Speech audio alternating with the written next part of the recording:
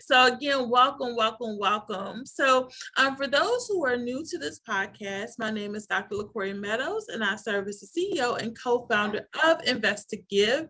I absolutely love what I do because I am working to build and to leave a financial legacy that will someday be the answer to someone's prayers.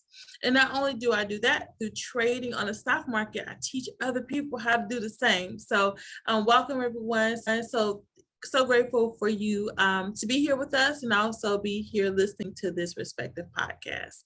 So Lafe, let's go ahead and get started, jump right in. Super excited again to have you. It's been just a joy actually just to know you first and foremost. Likewise. Yes, I know we have been in a group together where we learned from a master, right? Mr. Marvin Golden, and have since been able to connect on multiple occasions just to support one another and grow and develop.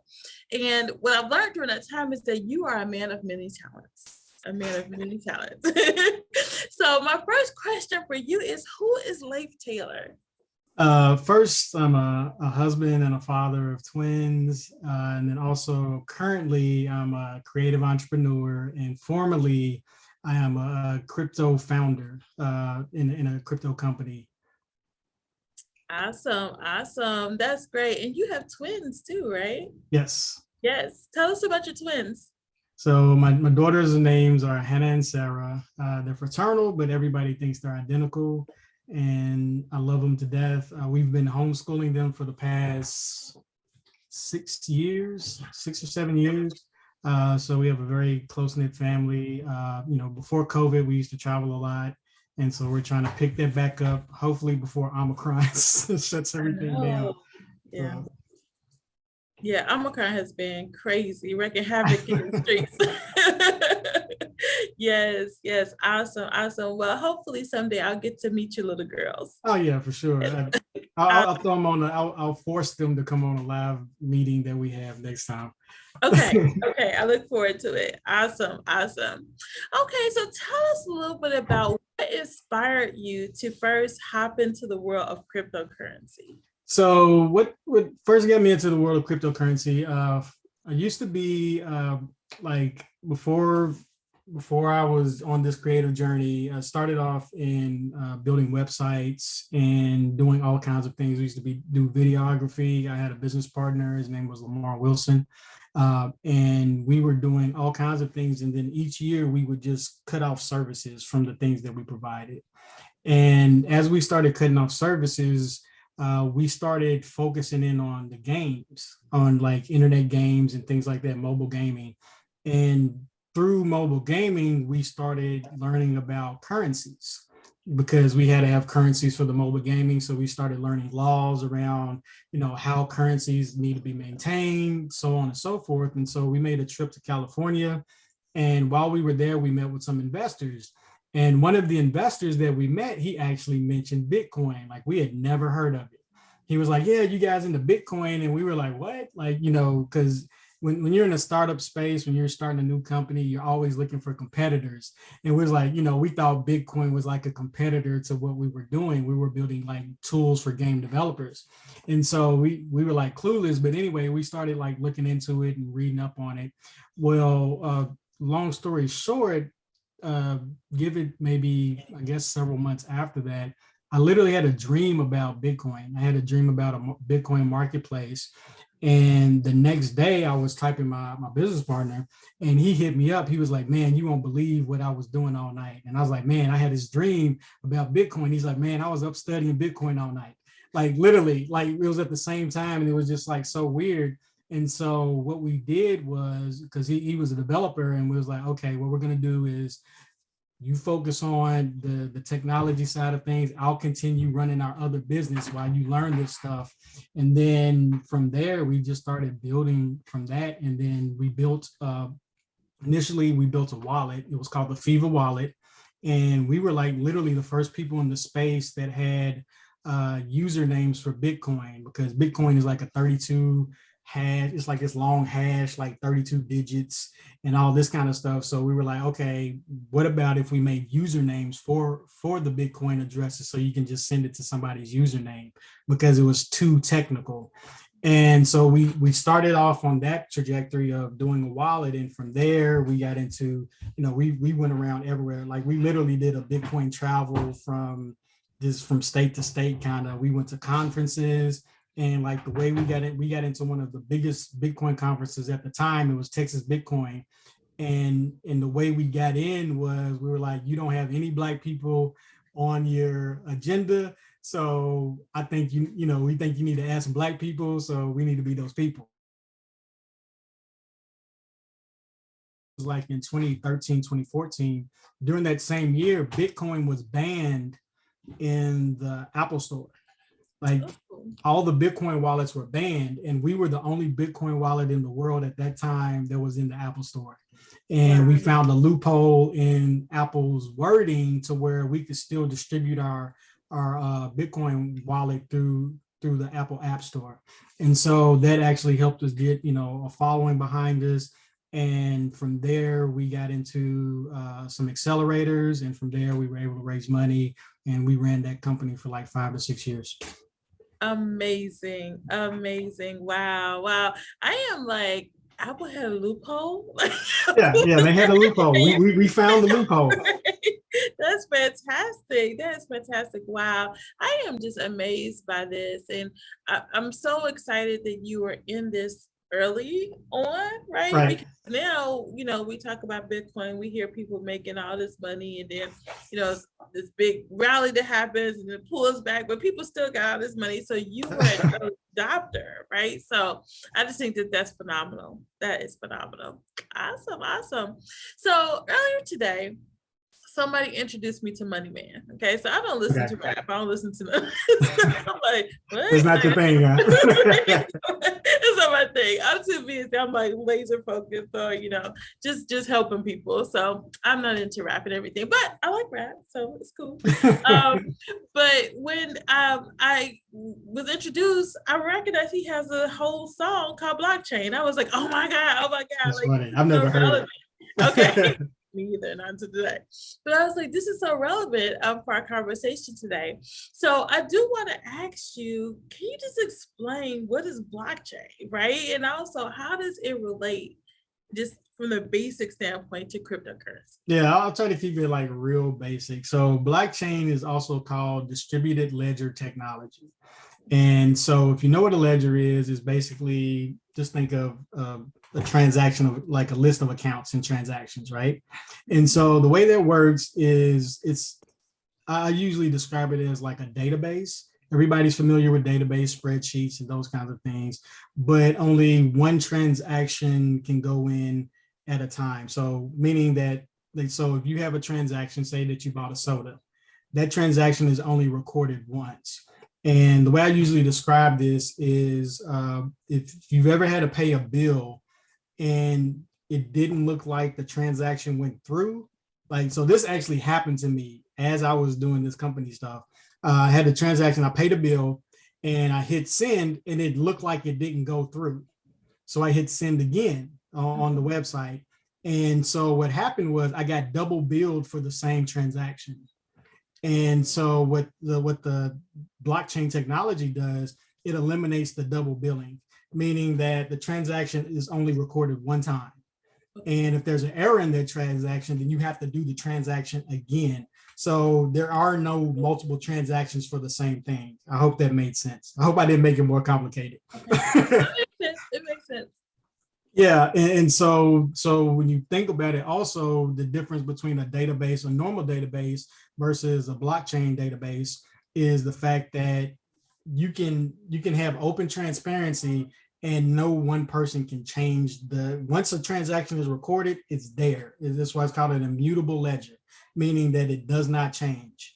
So all the transactions are there and they're just locked in. And the only way to either get rid of that transaction, or if there's an error, like I said, you either do the transaction over, or I hate getting technical, or they fork what they fork the chain, right? They fork the ledger, meaning that they start a new ledger based on the last correct one. Okay. So I hope I didn't complicate that.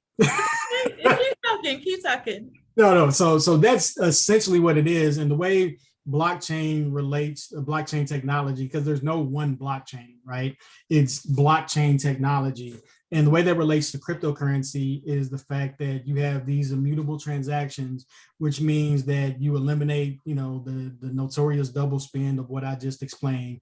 And the reason why that's important is because when you have millions of transactions happening, you don't want people double spending on the same thing.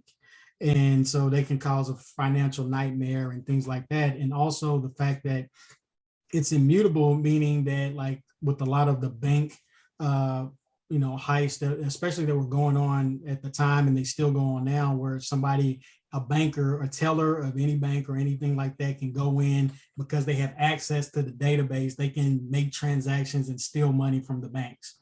Right. When we were pitching our company at the time, I forgot the exact bank where it happened, but there was like an $800 million theft from the banks. Oh, wow. Like at one time. And so it eliminates those kinds of things. There are loopholes to where you could, most of the transactions where people steal money from these companies usually happens because they get access to their wallets, or they basically hold something ransom and they have to pay the ransom to get their stuff released. So that's typically how a lot of the thefts happen in the crypto space. It's either through scams, through company, a centralized company, meaning one location holds all the funds and they just hack that one location and then they get access to all the funds.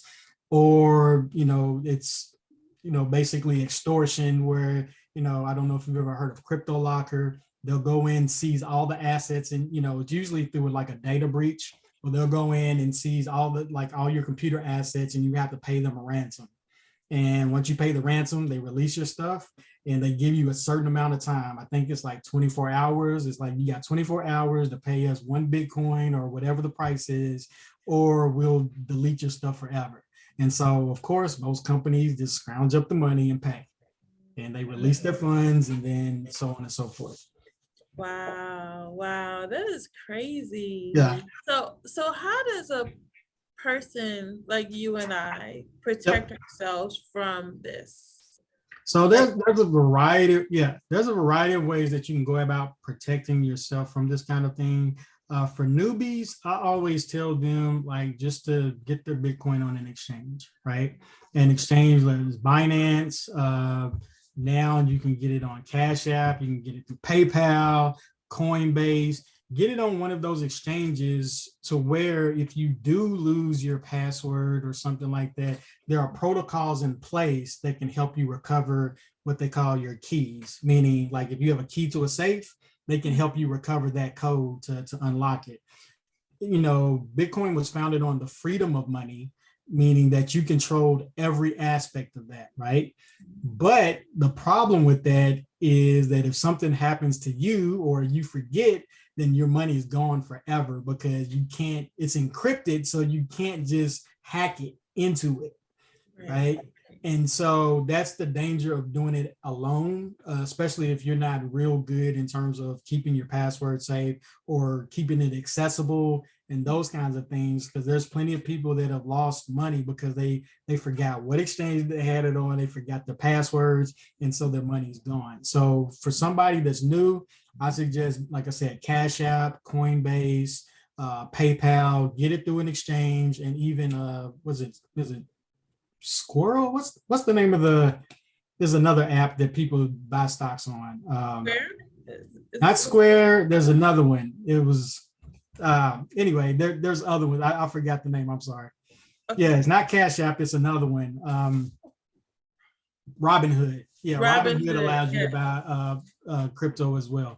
So I would advise people to go on those kinds of exchanges to where they have, standard customer service to help you out and that kind of thing. If you start storing a lot, then you want to, what I use personally is like a ledger wallet, and basically it's a cold storage wallet. And what that means is you store, it's almost like taking your money out of the bank, which is what a lot of these exchanges are, and keeping it yourself. So it's almost like cashing out without cashing out. And so like a Ledger wallet basically is an encrypted thumb drive that you can save your crypto information on, and you got to save like your mnemonic phrase so you can access it, and your password, and you have to sync it up. So that's a lot more technical for newbies. And so I usually don't bring that up until somebody's been doing it for a while, because again, it's easier just to use the bank. So that's what I always tell people. Hopefully that makes sense. So I have a question about, because I've heard the term wallets. I'm a stock trader, so I'm not Yep, really, yep, I have yep. crypto, but I have no idea what I'm doing. So, so with the wallet piece, I've heard about the wallet before. You said it's a thumb drive, so it's actually a physical. No. What? So a Ledger wallet is that itself is a thumb drive, meaning it allows you to take it offline, right? So you store your cryptocurrency offline. But all of it's on the public ledger. You can see every transaction that's ever happened on the Bitcoin ledger, as well as the Ethereum ledger. I'm not sure with some of these other ones, some of these other coins, there's like thousands of coins. And so I usually focus on the top two. And so those transactions are accessible. You can look at them publicly, and you can date it all the way back to the beginning of that wallet. So basically, a wallet is the address for which you store your currency. So think of it like a domain name, right? So say you had LaquoreMeadows.com, and that's where the transactions happen for you. So you just go to LaquoreMeadows.com, you open it up, and you see all your transactions. So a wallet is just an address so you have to send your money to a specific address. If you're in Bitcoin, you send Bitcoin to a Bitcoin address. If you're in Ethereum, you send Ethereum to an Ethereum address. You can't send Ethereum to a Bitcoin address, and you can't send Bitcoin to an Ethereum address. Gotcha. Does that make sense? Yep, makes 100% sense. And so a wallet allows you to access those addresses. Okay. So just think of a wallet as an app that allows you to access your money, just like you have a bank wallet, a bank account. Just think of it like that. It's just an account. So it allows you to access your account. It allows you to transfer your funds, just like any other bank account. Okay. Awesome. I just learned so much just in that. I was like, oh, that makes sense. I'm trying to keep it basic. Yes. Yeah. It makes sense though. I get it. Awesome. So my next question is, as we know, at the time of this recording, Omicron is starting to wreak havoc on these streets, right? Yep. So how concerned should we be as individuals who are interested in the crypto space on keeping tabs of this? Is this something we need to be concerned about as it relates to crypto? I know with the stock market, today alone we're down, right? 100 points when I looked earlier. So how concerned should we be? Well, I can only answer this from my own perspective. And so from my own perspective, I pay attention, but I don't pay attention. And the reason being is because I'm a long-term holder, meaning I invest and I just keep, right? I honestly don't even look at fluctuating prices. It's like I just dollar cost average, like, okay, I'm going to spend this amount every week or every month, however you decide to do it, and I just buy. That's me. Okay. In terms of if you're an active trader or whatever, then you definitely need to be paying attention, because it's like the slippery knife effect where people try to get in and get out, and then you try to catch the blade and you just end up cutting yourself all the way down, right?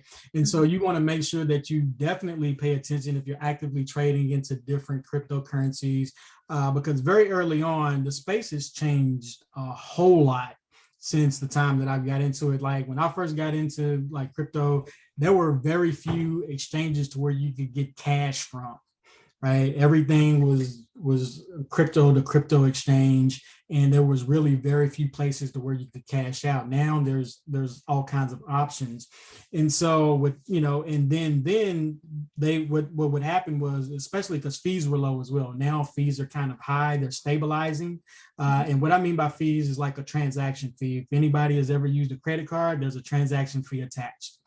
Crypto is no different. There are transaction fees that are attached to each one of the currencies. And so what people used to do in terms of active trading, they would buy on one exchange and sell it on another. They would do the whole arbitrage because it's like, okay, I know if I buy at Laquore spot, she's going to charge me $10. I'll buy $10 here and I'll sell it on this other exchange for 20 because that's the price there. Now it's kind of stabilized more to where they're kind of all kind of, equivalent. There's still some arbitrage to be had from one exchange to another, but with the fees being so high, you can actually get caught and lose a lot of money trying to go from one exchange to another to cash out. So you got to be very careful in terms of trading, but that's not to say it's not doable. Trading just doesn't fit my personality.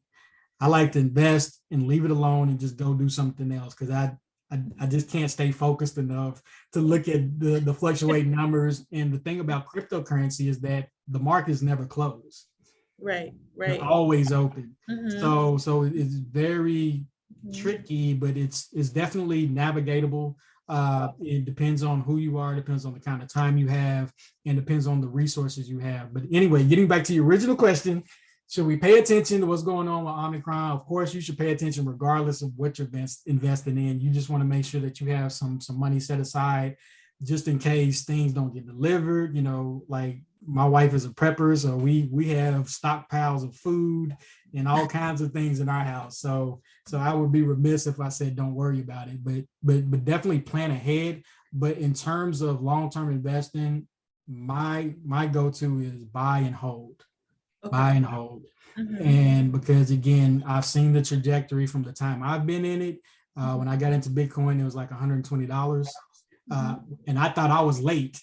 Right. And now is what, 46,000. Yeah. And so just from me being from that perspective to now, just buy and hold. That's always my recommendation for anything. And I'm a Bitcoin person, mainly because Bitcoin is the granddaddy of them all, has the largest market cap. And so that's kind of where I stay. That's awesome. So, I love how you say, it's the granddaddy of them all, because it is the one that we hear most about. However, it seems like every day they're coming out with new coins. Oh, yeah. So there's always conversation. Okay, go jump on this one. Oh, go jump on this one. Like, how do we cut through the noise and know what makes sense? Yeah, so I'll take a step back and then take a step forward to answer that question. So in order to get involved in the crypto, I tell everybody, get some. Like, I don't care if it's $1, $2, $10, whatever, just get some. Because that initiates the interest, so you can actually see how it works. We started a coin 3 years ago to teach people how to use cryptocurrency. And we allowed them, we just gave them a wallet and we were giving away coins for free so people could just exchange it. Because once you get past the mystique of the name cryptocurrency, you realize that now everything, all money is app money nowadays anyway. So once you realize that, it's like, oh, it's just me sending you some money. That's it. Forget that it says crypto and all of that. So once you get past the initial fear of doing it, then you'll probably start to research it more, right? It's like, okay, I see that it's making money. So that's the steps I usually tell people. Get a wallet, or get some Bitcoin, get a wallet, whether it's Cash App, whether it's Coinbase, whether it's PayPal, Robinhood, doesn't matter. Just get some. Send some, spend some, just to get the feel of it. And then it's like, okay, then you start to open up your mind to get rid of the complexity of, because everybody wants to know how it works. And it's like, it doesn't matter how it works. You don't know how money works for real, but you use it, right? So just getting people to use it gets them over their fears. And then from there, I advise people to get on Clubhouse. There's a group, Lamar, my business partner, he started, I think they're the largest group on Clubhouse right now, Black Bitcoin Millionaires. I would advise anybody to go there. That's all they do all day, every day, is just talk crypto. So that's a good place to go and learn, go ask questions. They talk about the news. Zay Jackson, he's a part of that group, and King La. They used to have they still may have it. I don't really focus on that space as much anymore, but there are daily podcasts and daily YouTube shows that talk about the current state of cryptocurrency and all the different variations. So I would advise people to go listen and just learn. Get skin in the game by getting a wallet, getting some cryptocurrency, and then just learn. Don't rush in. Don't get caught up in the hype. A lot of people lost a lot of money in the top of 2018 because they were like, "Oh, let me jump in," and then Bitcoin crashed like literally the next month. Because Black people tend to jump in last because we don't know about a lot of stuff, and so be very careful with that. But more importantly, what I always tell people, and I make sure that I wanted to say this on this platform, is just like with investing, you do stocks, right? You can never out earn the creator of those stocks. You just can't. And so with that in mind, I tell people to start creating their own things. Create your own currencies, create your own space, just create things. That's where the true wealth is. If you can, I'm not saying that you don't make money off of other people's stuff, because you have to, but if you really want to be the billionaire and all of these things, most of those billionaires created things that made them that wealth, and cryptocurrency is no different. So I'll always advise people, especially Black people, the fact that cryptocurrencies are being developed on a continuous basis, get to understand it so you can start making your own. We need to make our own stuff, because I'm telling you right now, these white boys got a ton of money because it didn't cost them anything to make it. So when you look at these Bitcoin millionaires, billionaires, or whoever, most of those people got in the space and it didn't cost them a dime. So understand that. And so when, instead of always trying to play catch up, definitely invest in it, definitely have some stake in it. And I would advise, if you can, get you a full Bitcoin if possible. Just have some of these things, because there's only going to be so many Bitcoin minted, 21 million to be exact. And we're past the halfway mark. I forgot how many is left. I just read something about that recently. But there's only so many left right now to be mined. So that's the reason why Bitcoin retains so much value, because it's not going to be any more than 21 million total, period, in terms of whole Bitcoins. But anyway, like I said, just go back, just look at this stuff and see where you fit in. Just look at it just like any other industry. It's like, okay, how do I fit into this landscape? How can I make my own stake in this space? And creation is the way to go. So that's my advice to anybody that's interested in this, and with all the other coins. Talk to people, get in the space, make friends.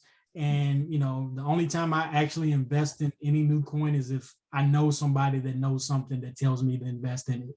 Outside of that, I personally don't even give a crap. That's just me. It's just my mindset. I'm just too stubborn to do something that I don't want to do. So yes. That is so good. Like, oh, that was such a gem that you said, just create it, right? Yeah, create. It takes me back to what Myron actually has mentioned. Myron Golden is the person I'm speaking about. He teaches like business principles from the Bible. And so one of the things that he talks about is Genesis, the first pretty much sentence of Genesis. In the beginning, God created, right?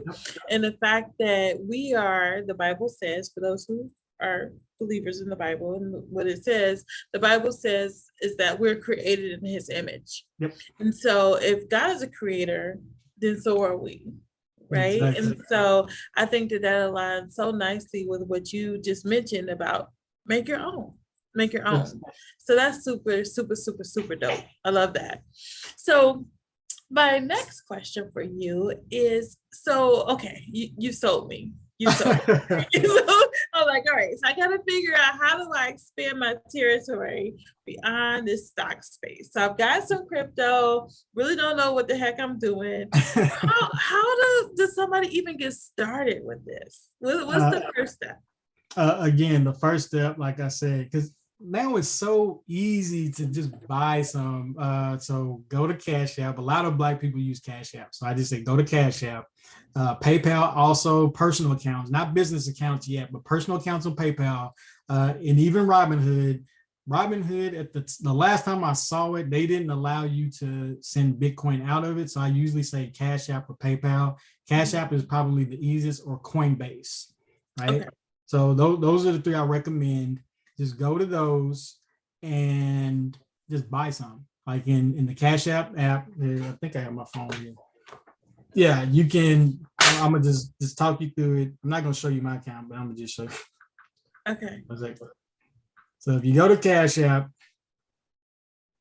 see, here it is on my phone. Yeah, at the very bottom of Cash App, you have on the far right, you have a Bitcoin sign. Okay. And just click on it. Mm-hmm. And just buy. That's it. Okay. That's it. You can Do we buy. need to be worried about like technical analysis? Do I need to be reading charts? Do I need to? I just buy. go. You can buy as low as $1. Just buy Okay. $1 worth of Bitcoin. Okay. Now you have some crypto. It's that simple. Just to get started, you buy some, then you have it, and then on those exchanges, you can actually just sell it and cash it in as just as easily as you bought it. So that's the benefit of an exchange, because, like I said, years ago, you had to jump through all kinds of hoops just to get money out of it. You had to find somebody that wanted to buy it physically to give you cash for it so you could send them the Bitcoin. So it was a big hassle. So now it's so easy to jump in and jump out of that. But like I said, go to like a Cash App, Coinbase, or PayPal, buy you some Bitcoin. Coinbase has more currencies you can buy. Just buy some, then you can start looking at the charts. You can look at the history. You can get all the different analysis. You can go to bitcoin.com, bitcoin.org. You can start researching and developing an understanding of what you want from it. And again, for me, what I always tell people is, regardless of what you invest in, know what you want to get out of it, right? Know what you want to get out of it before you get started, outside of just getting $1. Just get $1. Most people that are watching or they listen, they can afford $1. Just get $1 worth, just to say that you have skin in the game now, and then start slowly expanding your mind around it, whether it be listening to a podcast once a day, 30 minutes a day, or whatever. Just set a regimen for it, because again, you're only going to get as much as you put in, right?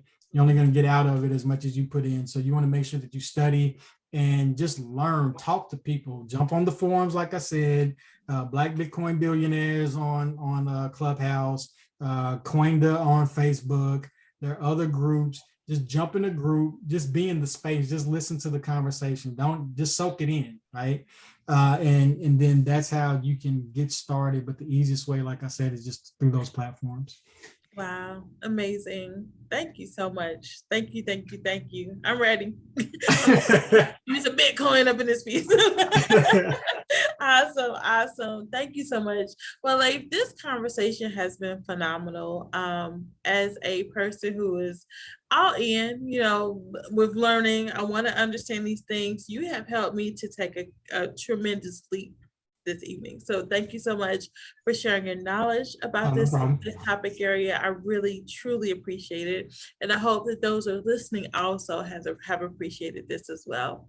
So if we wanted to get in contact with you, how can we find you? Also, do you have any things coming up that you want to share with our audience? We'd love to support you. Yeah. Okay. So you can contact me on just about any social media under Lafe Taylor, LAFETAYLOR, LinkedIn, Instagram, Facebook, Twitter. I'm the same across all of them. What I have coming up, working on some projects. One of the projects that should be released publicly within the next few weeks is working on some NFTs. I'm working with a group of guys on some NFTs. Also, working on some animations. I'm in the process of selling an animated story I developed. That should be starting to work on. And for those of you all that don't know, working on animated projects takes years. So just because I said I'm starting on it, I'll get funding for it probably at the top of next year, within the first 2 months. You probably won't hear about it until maybe years later. So those things take time, but I am, like I said, working on some NFT projects, working on some other development projects as well. So I stay busy in a lot of different things. Yes, you do. You do. And I'm so proud of you. So thank you. Yes, you definitely inspired me. So awesome. Well, thank you so much once again. I am super. Oh, Awesome. So somebody in our audience said that they Oh, awesome. just bought their first Bitcoin. Dope, dope. It's fantastic, fantastic. So super excited about that. So again, Lafe, thanks so much for joining us for this podcast. You're welcome back at any time. I appreciate it. Thank All you. right, awesome. You're welcome. You're welcome.